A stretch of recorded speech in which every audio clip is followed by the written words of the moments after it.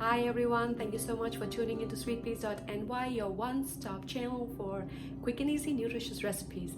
Today we're going to be making atta pinni, or you can call it atta ladoo. It has got flaxseed meal and it's also got a hint of ginger. It's sugar-free because I made it with jaggery, and jaggery is really my new love in my kitchen. So without much ado, let's begin.